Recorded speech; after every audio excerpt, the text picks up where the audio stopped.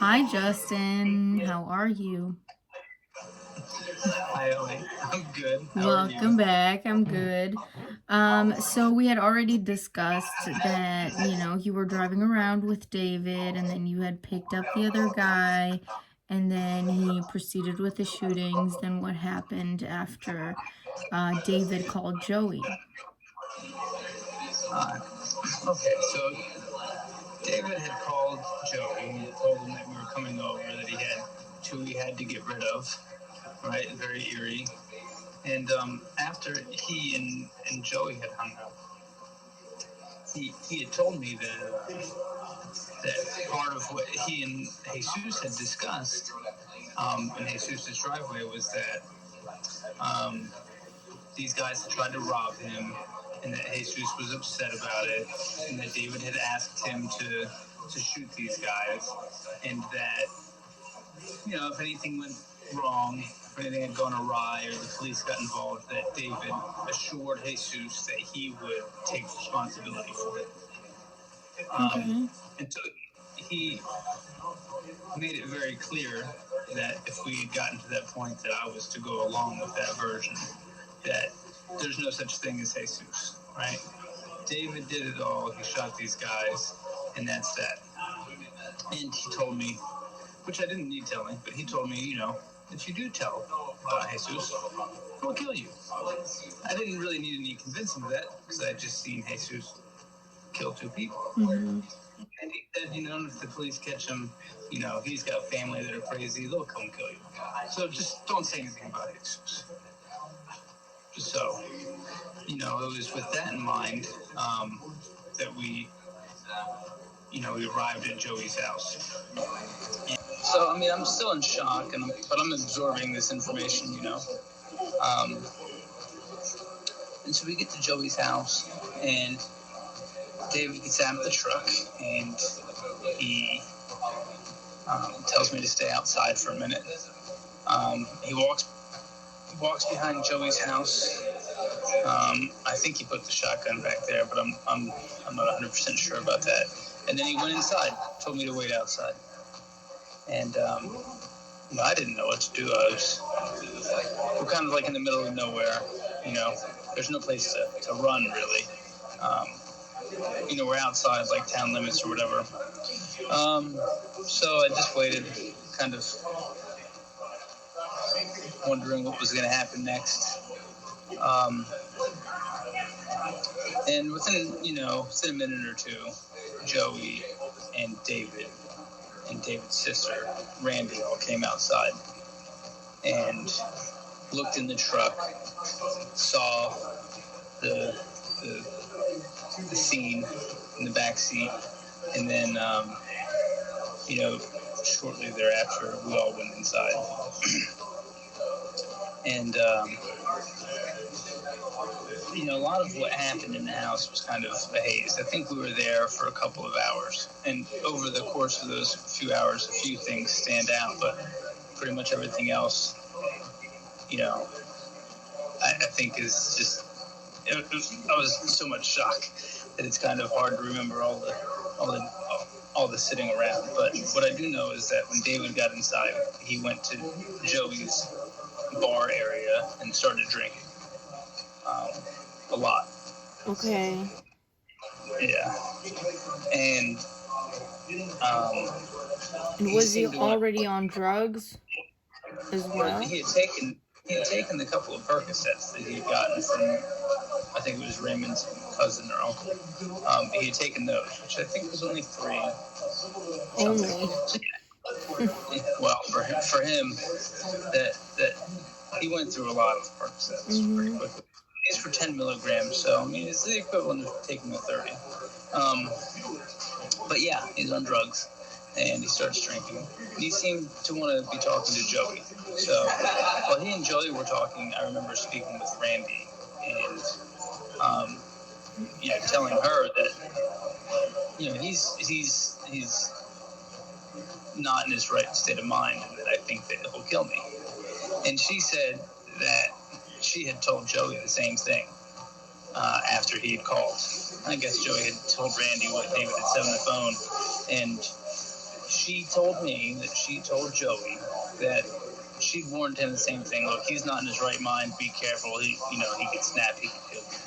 Something to that effect. Obviously, I wasn't there. But she told me that my instincts to be wary were correct. And shortly after that, I remember sitting in the living room, and I guess David and Joey had discussed what they were going to do to dispose of the bodies of the victims. And I think David had kind of he'd made it known that he'd intended to bury them. And this is kind of what's happening. We're going to drive out to Maryland, to Joey's parents' property, where we're going to bury these bodies. And if anybody's got a problem with it, if anybody's got a problem with anything that's happening, I got a loaded shotgun for you too. So, again, kind of verifying this instinct that I'd had.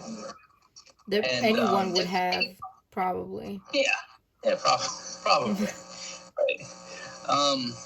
Especially like, an 18-year-old kid who's just kind of scared out of his mind. Not the kind of thing that most people experience very often. So, at some point, David says, we've waited long enough. It's probably about 2 a.m. now, a couple hours after the shootings had occurred. He's ready to leave. It's dark enough. It's already dark enough, but it's still dark. There's not a lot of traffic out. We're riding the back road. He feels safe, I guess, to make this trip. So, he basically let's go, and we walk outside, and David had gone into the truck, I think, and discovered that Trevor had still been breathing, he said. I didn't look in the truck, and as far as I know, nobody else did. But David said, Trevor's still breathing. Give me your knife. So I gave him my knife, and trying to be as far removed from that situation as possible, I went and got into Joey's truck, hoping that, I could ride with Joey to wherever we were going. I didn't have any time to discuss anything with him, but I assumed that he probably was a little on edge too, maybe wanted to get away from the situation. I thought just riding with him would be better than riding with David, and these 2 dead bodies, obviously. So I got into Joey's truck, and Joey got into his truck, and then got out of his truck, and then David came back up to the door where I was sitting in the passenger side, and he starts to tell me, like, I stabbed him, I slit his throat, he's like fucking Superman, he won't die. He's telling me, David, don't do it, don't stab me, all of these things that, at the time I recognized there's no way that that's happening. And that was later verified by testimony at the trial. This guy could not have been speaking. He was in a vegetative state if he was alive at all, right? Yeah, David was probably so drunk and high that he was hallucinating or something like that. Yeah, I mean, he might have been in a fair amount of shock himself, I don't even know if Trevor was alive or not. But he said that he was, and I wanted him to get away from me because he was freaking me out. He was hysterical and, being very dramatic. And so I said something to him to, make him get away from me. I can't remember exactly what I said. I do know that when I spoke with the police later on, I told them that I had said, well, he's still breathing. You want him dead, just stab him in the lungs. Later on, I remember saying something like, we just want to get out of here. Just do what you got to do. Hurry up and finish, or something to that effect.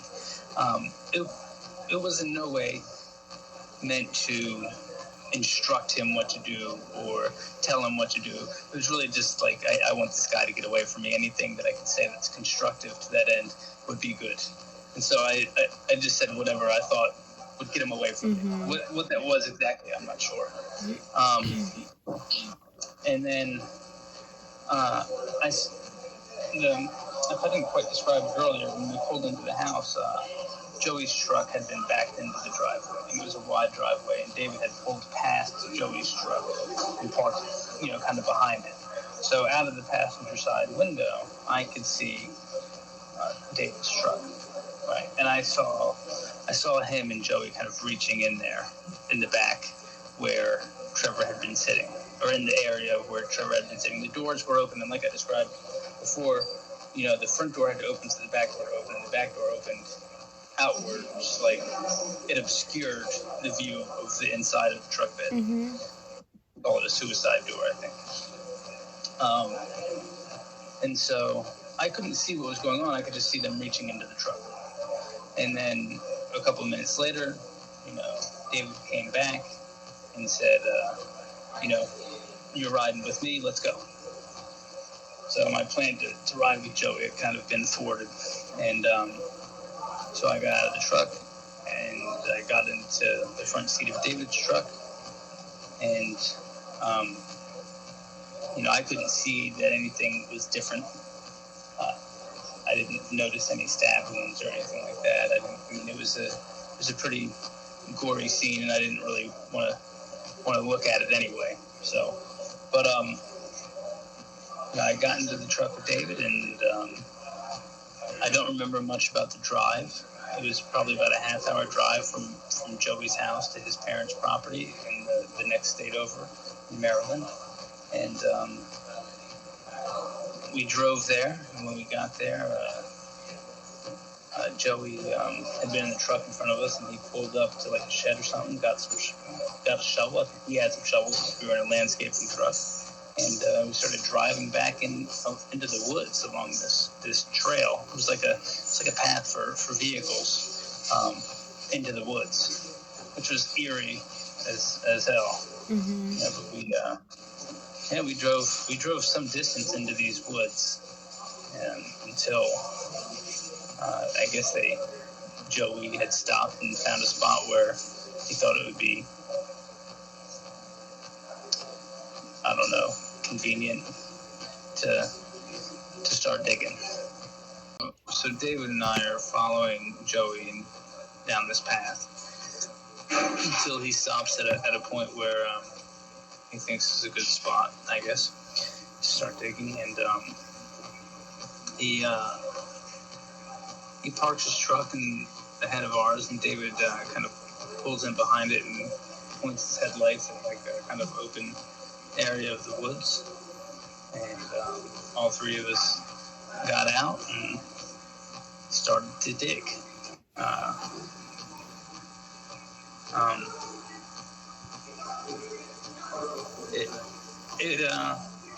It was kind of a surreal experience. Again, the whole thing was surreal. That part was definitely surreal. So we're all through digging. At some point, David decides he's gonna turn some music on. So he opens the doors and turns on DMX, which kind of set a very eerie stage to the whole ordeal, because a lot of his lyrics deal with killing and, very kind of bloody, gory scenes. And so, I'm thinking that, I'm going to dig this hole and then somebody's just going to shoot me and I'm going to wind up in it. He's rapping the lyrics while he's digging, and then stops, and it's just me and Joey doing the digging. So now I really think, he stopped because, of course, he intends to shoot me, right? Why else would he stop? But, it sounds like he was manic. That's a good word to describe it, yeah. I think that's probably the perfect word to illustrate his behavior. He was behaving very manically and maniacally. So we get done, digging this rather deep hole, and David asks me to help carry one of the men to the hole, and I did, and it kind of freaked me out quite a bit. And so when he asked me to help him with the second one, I just refused. I was like, I just told him no. I already have it in my head that I'm going to be the third person in there, so I didn't even care to say, that I was telling him no at that point. I couldn't do it. So him and Joey carried the second victim's body to the grave, and then we all started to fill it in. And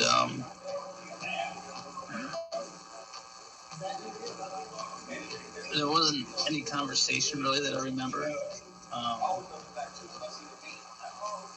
I'm sure David was kind of talkative, but I don't remember any of it. I don't register any of the things that he said, really. I think the only information that I was really processing was information that contributed to whether or not I lived or died. Everything else was just kind of peripheral, and so we left there.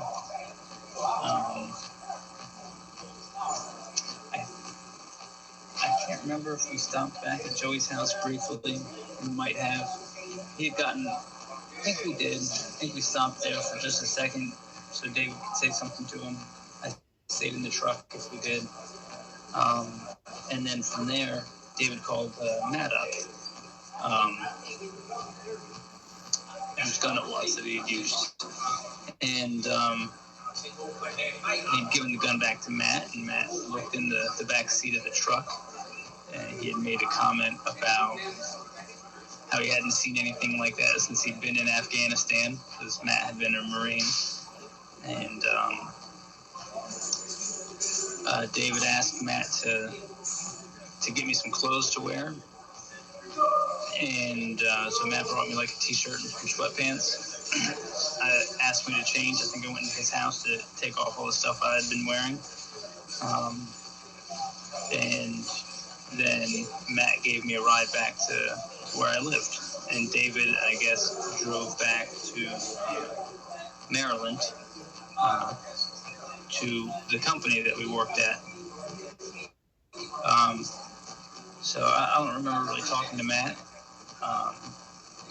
on the way back to my house. I know that I just wanted to get there, because I guess I felt like it would be over. I didn't have any thoughts about what to do next or anything like that. I just know that I wanted to be completely done with the situation. I was tired. We hadn't slept. It's probably 6 a.m. at this point. And so Matt dropped me off at my apartment, and I went upstairs and got in bed, and I went to sleep. I just needed to shut off completely.